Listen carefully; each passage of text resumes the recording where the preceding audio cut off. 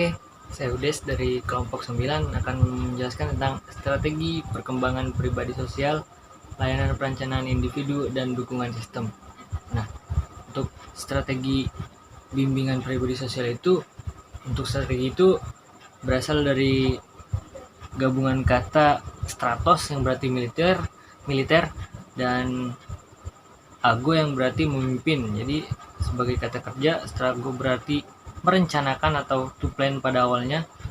Strategi berarti kegiatan memimpin militer dalam menjalankan tugasnya di lapangan. Konsep yang semula diterapkan dalam kemiliteran dan dunia politik Branch 1980. Nah, untuk bimbingan dan konseling pribadi sosial itu bantuan konselor atau guru bimbingan dan konseling kepada peserta didik atau konseling untuk memahami, menerima, mengarahkan, mengambil keputusan, dan merealisasikan keputusannya secara bertanggung jawab tentang perkembangan aspek pribadinya sehingga dapat mencapai perkembangan pribadinya secara optimal dan mencapai kebahagiaan, kesejahteraan, dan keselamatan dalam hidupnya. Jadi bimbingan pribadi sosial ini buat ngebantu si konseli gimana caranya untuk mencapai kehidupan untuk kedepannya gitu, untuk kesuksesannya, kesejahteraannya, pokoknya dalam kehidupan untuk kedepannya gitu, pembimbingan perencanaan individualnya gitu.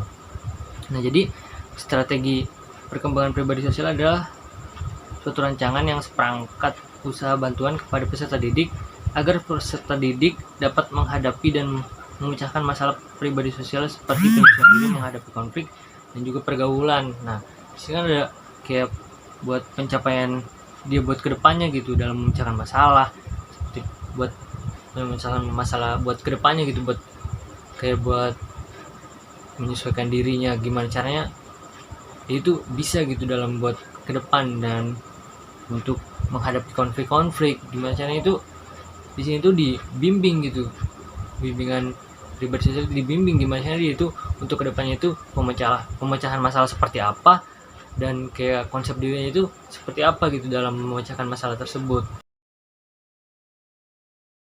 Nah, selanjutnya itu layanan perencanaan individual. Nah, layanan perencanaan individual ini tidak luput dari 3 aspek, yaitu kayak pelayanan perencanaan akademik, ya kan, akademik, karir, sama sosial pribadinya. Nah, buat kayak perencanaan akademik ini, pelayanan perencanaan akademik ini kayak buat gimana caranya dia itu buat mudah gitu dalam pembelajaran gitu. Perencanaannya ini gimana caranya anak itu lancar gitu dalam kayak menyesuaikan pelajaran gitu, kayak biasanya kayak buat pelajaran-pelajaran yang susah kayak matematika, dan gimana caranya konselor itu membantu gitu agar memudahkan si konseli atau peserta didik untuk mempermudah dalam proses belajarnya. Nah, yang kedua itu untuk karir. Nah, biasanya karir ini untuk ke lapangan pekerjaannya. Nah, biasanya di sini tuh diberikan pelatihan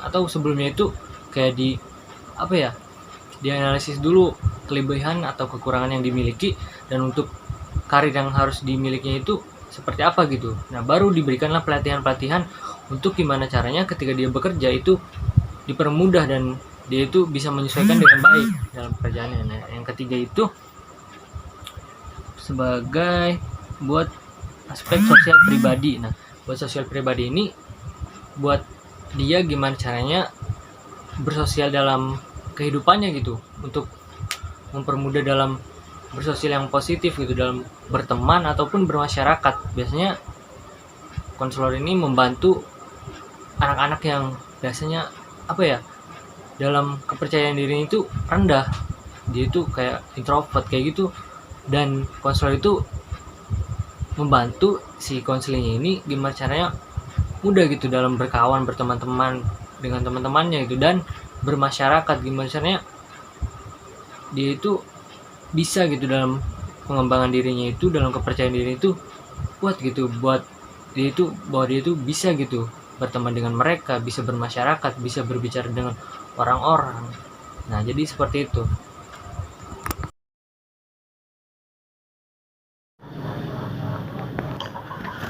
Oke, saya Alkausar Rajhari akan menjelaskan sedikit tentang tujuan strategi perkembangan pribadi sosial. Tujuan yang pertama yaitu memiliki pemahaman tentang diri dan lingkungannya. Yang kedua, mampu merumuskan tujuan, perencanaan atau pengelolaan terhadap perkembangan dirinya, baik menyangkut aspek pribadi, sosial, belajar, dan karir. Yang ketiga, dapat melakukan kegiatan berdasarkan pemahaman, tujuan, dan rencana yang telah dirumuskannya. Tujuan utama dari layanan perencanaan individual adalah untuk membantu memfasilitasi peserta didik dalam memantau, memahami pertumbuhan dan perkembangan sendiri, kemudian merencanakan dan mengimplementasikan rencana pendidikan, karir, dan perkembangan pribadi sosial atas dasar hasil pemantauan dan pemahaman dirinya sendiri. Selanjutnya, fokus pelayanan individual. Fokus pelayanan perencanaan individual berkaitan erat dengan pengembangan aspek akademik, karir, dan sosial pribadi. Secara rinci, cukup fokus tersebut antara lain mencakup pengembangan aspek. Yang pertama, bidang akademik, yang kedua bidang karir, yang ketiga bidang pribadi sosial. Selanjutnya, perencanaan individual bagi siswa diimplementasikan melalui beberapa strategi sebagai berikut. Yang pertama yaitu penilaian individual atau kelompok kecil, individual or small group appraisal. Selanjutnya, pemberian saran pada individual atau kelompok kecil, individual or small group ADV member. Menurut Gisber 2006, strategi dalam layanan perencanaan individual meliputi individual appraisal. Individual diminta untuk konselor untuk menginterpretasi tentang bakat, minat, keterampilan, dan prestasi yang ada dalam dirinya sendiri. Selanjutnya, individual advisement. Konselor meminta individu yang bersangkutan untuk mempertimbangkan tentang pendidikan karir, sosial, dan pribadi, dan kemudian bagaimana individu tersebut merealisasikannya. Selanjutnya ada transition planning. Konselor bekerjasama dengan pihak guru yang lain membantu individu untuk membuat rencana apakah akan melanjutkan sekolah, bekerja, atau mengikuti training atau kursus. Yang terakhir ada follow up. Konselor bekerja sama dengan pihak guru yang lain menindaklanjuti diri data yang diperoleh untuk kemudian dievaluasi. Ya, sekian dan terima kasih. Dukungan sistem merupakan salah satu bentuk strategi perencanaan dalam implementasi program layanan bimbingan dan konseling yang secara tidak langsung memberikan bantuan atau memfasilitasi kelancaran perkembangan peserta didik dengan cara memperlancar pelayanan-layanan seperti layanan dasar, layanan responsif, dan juga perencanaan individual.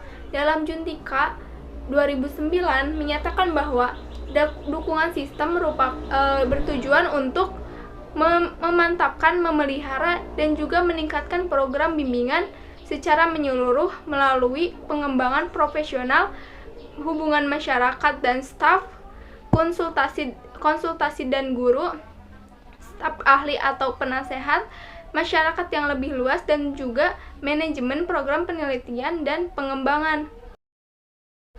Di dalam dukungan sistem mempunyai beberapa strategi.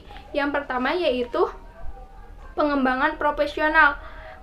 Konselor secara terus-menerus harus mengupdate dan juga mengupgrade pengetahuan dan juga keterampilan melalui incentive training, aktif dalam organisasi profesi, aktif dalam kegiatan-kegiatan ilmiah seperti seminar dan juga workshop, atau juga melakukan studi ke jenjang yang lebih tinggi. Yang kedua yaitu pemberian konsultasi dan berkolaborasi. Strategi ini berkaitan dengan upaya pemerintah untuk menjalin kerjasama dengan unsur-unsur masyarakat yang dipandang secara relevan dengan meningkatkan mutu pelayanan bimbingan dan konseling.